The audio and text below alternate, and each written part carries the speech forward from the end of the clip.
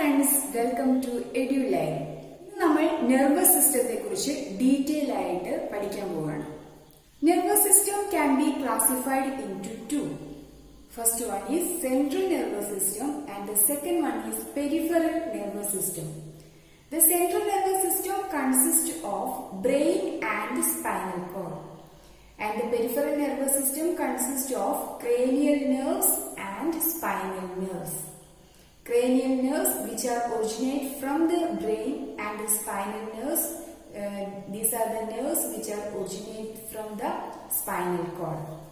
ഇത്രയും കാര്യങ്ങൾ നമ്മൾ ഓൾറെഡി ഡിസ്കസ് ചെയ്തതാണ്. ഫസ്റ്റ് നമ്മൾ നോക്കാൻ പോകുന്നത് ബ്രെയിനിനെ കുറിച്ചാണ്. നമുക്കറിയാം ബ്രെയിനിനെ പ്രൊട്ടക്ട് ചെയ്യുന്നത് ഒരു ബോണി ബോക്സ് ആണ്, അല്ലെങ്കിൽ ഒരു ബോണി സ്ട്രക്ചർ ആണ്. ഈ ബോണി സ്ട്രക്ചറിനെ നമ്മൾ വിളിക്കുന്ന പേരാണ് സ്കൾ. ഈ ഒരു സ്കളിനുള്ളിലാണ് നമ്മുടെ ബ്രെയിൻ സൂക്ഷിച്ചു വെച്ചിരിക്കുന്നത്. ഈ ഒരു സ്കളിന്റെ മെയിൻ ഫംഗ്ഷൻ എന്ന് പറഞ്ഞാൽ നമ്മുടെ എക്സ്റ്റേണൽ ഇഞ്ചുറീസ് നിന്ന് ബ്രെയിനിനെ പ്രൊട്ടക്ട് ചെയ്യാന്നുള്ളതാണ്. അതേപോലെ തന്നെ ബ്രെയിനിലായിട്ട് ഒരു 3 ലെയർഡ് മെംബ്രെയിൻ ഉണ്ട്. This membrane is called meninges. നമ്മുടെ ഈ ഒരു മെനിഞ്ചസിന്റെ ഇന്നർ മെംബ്രെയിനും അതുപോലെ തന്നെ ഈ ഒരു ബ്രെയിനിന്റെ ക്യാവിറ്റീസിനും ഇടയിലായിട്ട് കുറച്ച് ഫ്ലൂയിഡ് ഉണ്ട്. ഈ ഫ്ലൂയിഡിനെ വിളിക്കുന്ന പേരാണ് സെറിബ്രോ സ്പൈനൽ ഫ്ലൂയിഡ്. അപ്പം അത്രയും കാര്യങ്ങൾ ഓർത്തിരിക്കുക. സ്കൾ എന്ന് പറഞ്ഞാൽ it's a bony structure and meninges എന്ന് പറഞ്ഞാൽ ഇറ്റ്സ് എ സെയിം നമ്മുടെ ബ്രെയിനിനെ പ്രൊട്ടക്ട് ചെയ്യാനുള്ള ഒരു ലെയർ ആണ്, 3 ലെയർഡ് മെംബ്രെയിൻ ആണ്. ആൻഡ് സെറിബ്രോ സ്പൈനൽ ഫ്ലൂയിഡ് എന്ന് പറഞ്ഞാൽ മെനിഞ്ചസിന്റെ ഇന്നർ ലെയറിലും അതുപോലെ തന്നെ നമ്മുടെ ബ്രെയിനിന്റെ ഗ്രൂവ്സിലും കാണുന്ന അല്ലെങ്കിൽ ക്യാവിറ്റീസിലും കാണുന്ന ഫ്ലൂയിഡ് ആണ്. ഓക്കെ, നെക്സ്റ്റ് നമ്മൾ നോക്കാൻ പോകുന്നത് what are the functions of cerebro spinal fluid. The first function is to provide oxygen and nutrients to the tissues of brain.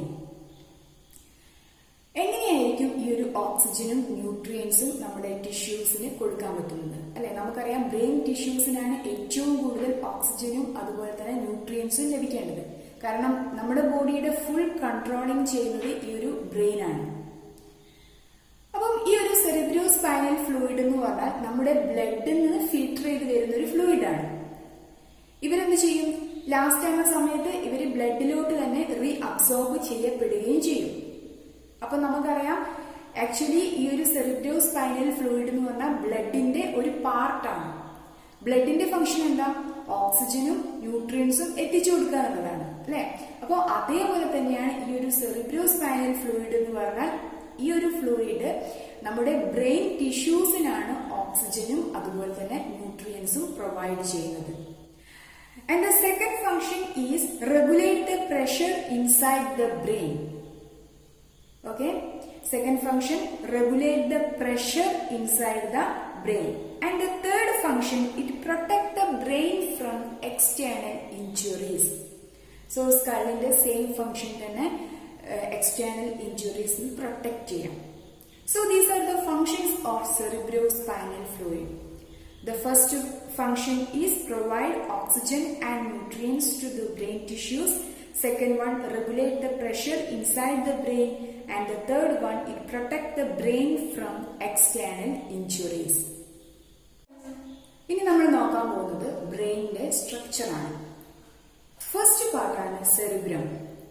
Cerebrum is the largest part of brain. ഈ ഒരു cerebrum നമുക്ക് നോക്കുകയാണെങ്കിൽ അതിൽ നമുക്ക് അനേകം ഫോൾസും അതുപോലെ തന്നെ ഗ്രൂവ്സും കാണാൻ കഴിയും.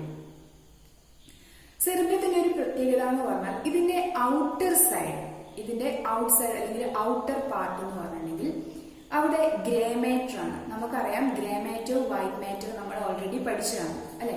ഗ്രേ മാറ്റർ എന്ന് പറഞ്ഞാൽ നോൺ മൈലിനേറ്റഡ് നെർവ് സെൽസ് കാണപ്പെടുന്ന ഭാഗത്തെയാണ് നമ്മൾ ഗ്രേ മാറ്റർ എന്ന് പറയുന്നത്. ദെൻ വൈറ്റ് മാറ്റർ എന്ന് പറഞ്ഞാൽ മൈലിനേറ്റഡ് നെർവ് സെൽസ് കാണപ്പെടുന്ന ഭാഗമാണ്. ഈ ഒരു സെറിബ്രത്തിന്റെ കേസ് എടുക്കുകയാണെങ്കിൽ ഔട്ട്സൈഡ് ഗ്രേ മാറ്റർ ആണ്. ഈ ഒരു പാർട്ടിനെ നമ്മൾ വിളിക്കുന്ന പേരാണ് cortex. And inside white matter ആണ്. ഈ പാർട്ടിനെ നമ്മൾ എന്ത് വിളിക്കും? മെഡുല്ല എന്ന് വിളിക്കും. അപ്പൊ നമ്മളൊരു ഒരു തേങ്ങയോടൊക്കെ ഒന്ന് കമ്പയർ ചെയ്ത് നോക്കാം. തേങ്ങയുടെ ഉൾവശം എന്തായിരിക്കും? ഒരു തേങ്ങ നമ്മൾ കഴിക്കുന്ന ഭാഗം എന്ന് പറഞ്ഞാൽ വൈറ്റ് കളറാണ് അല്ലെ. അപ്പൊ അതൊന്ന് ജസ്റ്റ് ഒന്ന് കമ്പയർ ചെയ്ത് പഠിക്കാം. Outside cortex and inside medulla. നമ്മൾ നോക്കാൻ പോകുന്നത് സെറിബ്രത്തിന്റെ ഫങ്ഷൻസ് ആണ്. It is the centre of thought, intelligence, memory and imagination. ഇത്തരം പ്രോസസ്സിനെ എല്ലാം നമ്മുടെ തോട്ട്, അതുപോലെ തന്നെ ഇമാജിൻ ചെയ്യുന്നുണ്ട്, നമ്മൾ ഇന്റലിജൻസ് ഉണ്ട്, മെമ്മറി, ഇത്തരം ആക്ടിവിറ്റീസിനെ എല്ലാം കൺട്രോൾ ചെയ്യുന്നത് അല്ലെങ്കിൽ അതിന്റെ എല്ലാം സെന്റർ എന്ന് പറഞ്ഞാൽ ഏതാണ്? സെറിബ്രാണ്. അതേപോലെ നമ്മൾ ഫസ്റ്റ് പഠിച്ചാണ് വാട്ട് ഈസ് സെൻസേഷൻ. ഈ സെൻസേഷനെ എല്ലാം കാരണം, അതിനെ നമുക്ക് അറിയാൻ കാരണമാവുന്നത് ഈ ഒരു നമ്മുടെ ബ്രെയിൻ ആണെന്ന് നമ്മൾ പഠിച്ചിട്ടുണ്ട്. ബ്രെയിനിലെ സെറിബ്രം ആണ്. And last one, it control voluntary activities. Voluntary activities എന്താ? നമ്മുടെ ഇഷ്ടാനുസരണം നമ്മൾക്ക് ചെയ്യാൻ പറ്റുന്ന കാര്യങ്ങൾ അല്ലെ. എന്തെങ്കിലും ഒരു സാധനം എടുക്കുക, അത് നമ്മളെ ഒരു തിങ്കിങ് കൊണ്ടുകൊണ്ട് മാത്രമാണ് നടക്കുന്നത്. അപ്പം ഇത്തരം ആക്ടിവിറ്റീസിനെ എല്ലാം കൺട്രോൾ ചെയ്യുന്നതും ആര് തന്നെയാണ്? സെറിബ്രാണ്. അപ്പോൾ ഇത്രയും കാര്യങ്ങൾ ഓർത്തിരിക്കുക. വെരി വെരി ഇമ്പോർട്ടന്റ് ആണ്. നമ്മുടെ തോട്ട്, ഇമാജിനേഷൻ, അതേപോലെ മെമ്മറി, ഇത്തരം കാര്യങ്ങളുടെ എല്ലാം സെന്റർ ആണ്. അതേപോലെ സെൻസേഷൻ, ദെൻ വോളണ്ടറി ആക്ടിവിറ്റീസിന്റെ എല്ലാം കൺട്രോളിങ്, ഇവയെല്ലാം ചെയ്യുന്നത് സെറിബ്രമാണ്. ഓക്കെ, നെക്സ്റ്റ് പാർട്ടാണ് cerebellum. Cerebellum is the second largest part in the brain. നമ്മൾ പറഞ്ഞു ഫസ്റ്റ് ലാർജസ്റ്റ് പാർട്ട് എന്ന് പറഞ്ഞാൽ സെറിബ്രമാണ്. And the second largest part is cerebellum. ഇത് എവിടെയാണ് സിറ്റുവേറ്റ് ചെയ്തിരിക്കുന്നത്? It is just behind the cerebrum as two flaps. രണ്ട് ഫ്ലാപ്പിന്റെ ഷേപ്പിലാണ് നമ്മുടെ ഈ ഒരു സെറിബെല്ലം. ഇനി ഇതിന്റെ ഫംഗ്ഷൻ എന്താ വെച്ചാൽ, നമ്മുടെ ബോഡിയിൽ കുറെ മസ്കുലാർ ആക്ഷൻസ് നടക്കുന്നുണ്ട്. ഇത്തരം മസ്കുലാർ ആക്ടിവിറ്റീസിനെ എല്ലാം കോർഡിനേറ്റ് ചെയ്യുക എന്നുള്ളതാണ് നമ്മുടെ ഈ ഒരു സെറിബെല്ലത്തിന്റെ ഫംഗ്ഷൻ. അതേപോലെ തന്നെ നമ്മുടെ ബോഡിയുടെ ഇക്വിലിബ്രിയം, ബോഡി ബാലൻസിങ്ങിനും കൺട്രോൾ ചെയ്യുന്നത് ഈ ഒരു സെറിബെല്ലമാണ്. അപ്പൊ സെറിബെല്ലത്തെ കുറിച്ച് മെയിൻ ആയിട്ട് ഫംഗ്ഷൻസ് ആണ് ഓർത്തിരിക്കേണ്ടത്. ഫസ്റ്റ് ഫംഗ്ഷൻ എന്ന് പറഞ്ഞാൽ coordinate muscular activity and also maintain equilibrium of the body.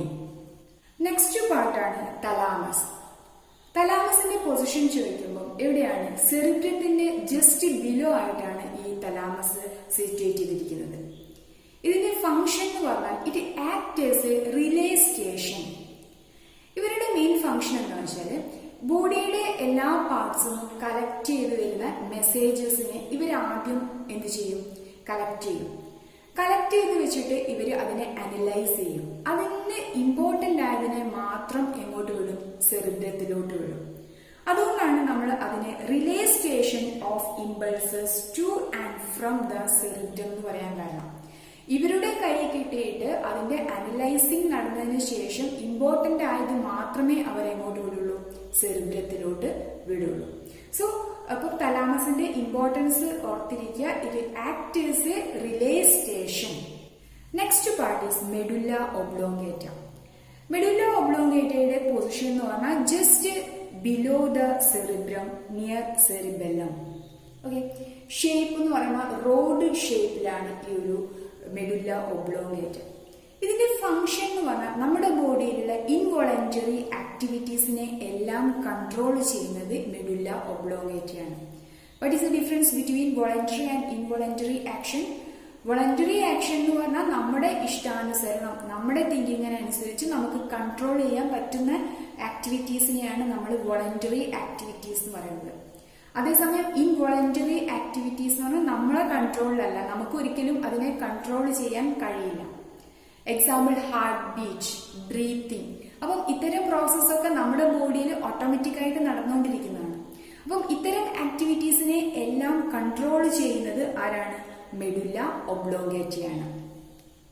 Last one is hypothalamus. ഹൈപ്പോതലാമസിന്റെ പൊസിഷൻ നോക്കിയാൽ നമുക്ക് കാണാൻ പറ്റും തലാമസിന്റെ ബിലോ ആയിട്ടാണ് ഈ ഒരു ഹൈപ്പോതലാമസ് സിറ്റുവേറ്റ് ചെയ്തിരിക്കുന്നത്. ഇതിന്റെ ഇമ്പോർട്ടൻസ് എന്താണെന്ന് വെച്ചാൽ നമ്മുടെ ബോഡിയിലെ ഹോമോസ്റ്റാസിസ്. What is homeostasis? നമ്മുടെ ഫിസിക്കൽ, കെമിക്കൽ, അതേപോലെ ഇന്റേണൽ സ്റ്റേറ്റ് സ്റ്റഡി ആയിട്ട് നിലനിർത്താം. അപ്പം ഈ ഒരു കണ്ടീഷനെ നമ്മൾ ഹോമോസ്റ്റാസിസ് എന്ന് പറയും. ഈ ഒരു ഹോമോസ്റ്റാസിസ് മെയിൻറ്റെയിൻ ചെയ്യാൻ ഹെൽപ്പ് ചെയ്യുന്ന പാർട്ടാണ് ഒരു ഹൈപ്പോതലാമസ് എന്ന് പറഞ്ഞിട്ടുണ്ടെങ്കിൽ. അപ്പം ഇത്രയുമാണ് നമുക്ക് പഠിക്കാനുള്ള മെയിൻ ആയിട്ടുള്ള പാർട്സ്. അപ്പം ഇത്രയുമാണ് ബ്രെയിനിന്റെ പാർട്സ്. വെരി ഇമ്പോർട്ടന്റ് ആയിട്ടുള്ള ഒരു ടോപ്പിക്കാണ്. അപ്പം ഇതിന്റെ ഫങ്ഷൻസ് ആണ് നമുക്ക് കൂടുതലായിട്ടും ചോദിക്കാറുള്ളത്. നമുക്ക് നോക്കാം ഒന്നുകൂടി. First one cerebrum. സെറിബ്രത്തിന്റെ ഫംഗ്ഷൻ എന്ന് പറഞ്ഞാൽ എന്തായിരുന്നു? It is a centre of thought, intelligence, memory and imagination.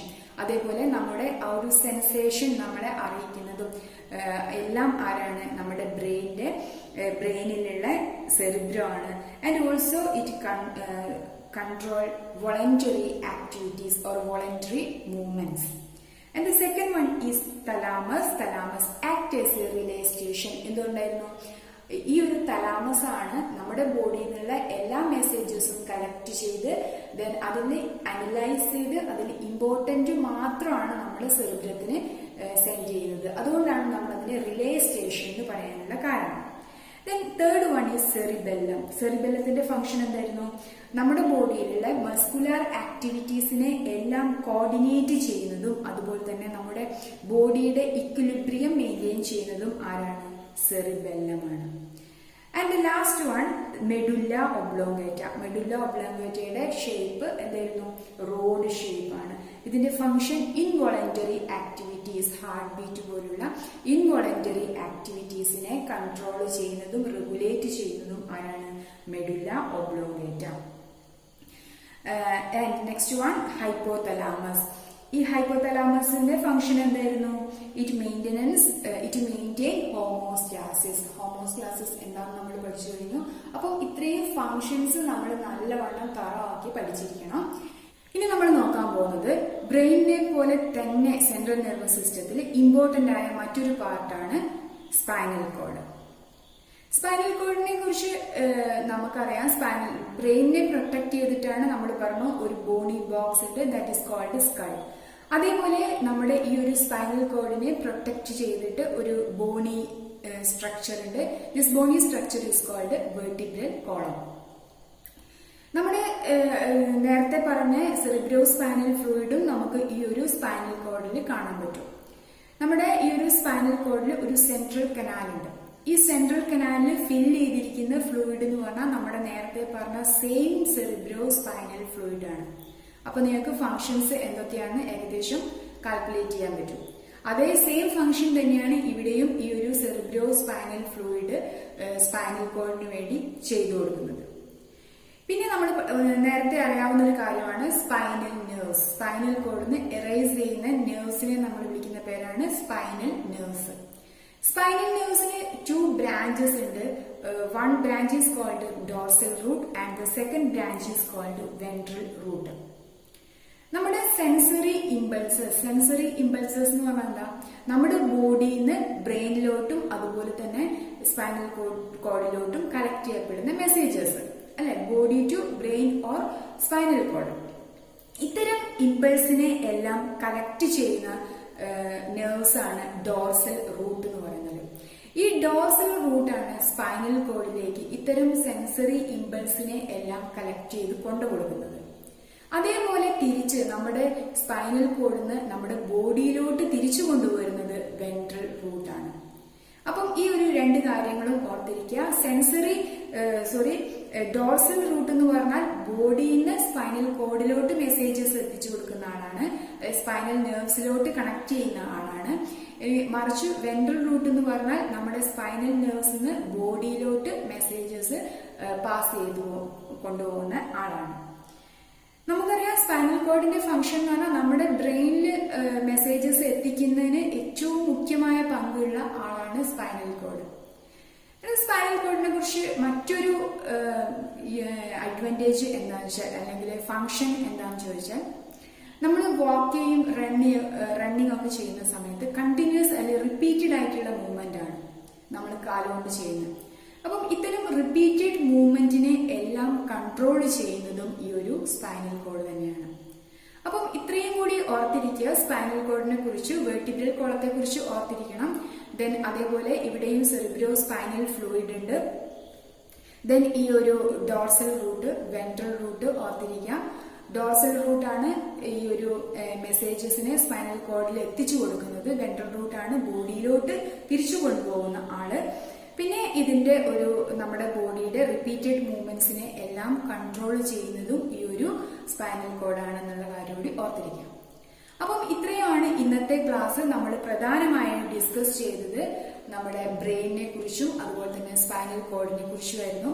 ബ്രെയിനിന്റെ parts നമ്മൾ പഠിച്ചു, അതുപോലെ തന്നെ സ്പൈനൽ കോഡിനെ കുറിച്ചും നമ്മൾ ഡീറ്റെയിൽ ആയിട്ട് ഡിസ്കസ് ചെയ്തു. അപ്പോൾ നിങ്ങൾക്ക് ഈ ക്ലാസ് മനസ്സിലായിട്ടുണ്ടെന്ന് വിശ്വസിക്കുന്നു. നിങ്ങൾക്ക് ക്ലാസ് ഇഷ്ടമാവുകയാണെങ്കിൽ നിങ്ങൾ ലൈക്ക് ചെയ്യുക, അതുപോലെ തന്നെ നിങ്ങളുടെ അഭിപ്രായം കമന്റ് ബോക്സിൽ രേഖപ്പെടുത്തുക. നിങ്ങൾ ഈ ഒരു ചാനൽ ഇതുവരെ സബ്സ്ക്രൈബ് ചെയ്തിട്ടില്ലെങ്കിൽ സബ്സ്ക്രൈബ് ചെയ്യുകയും ചെയ്യുക. Thank you for watching.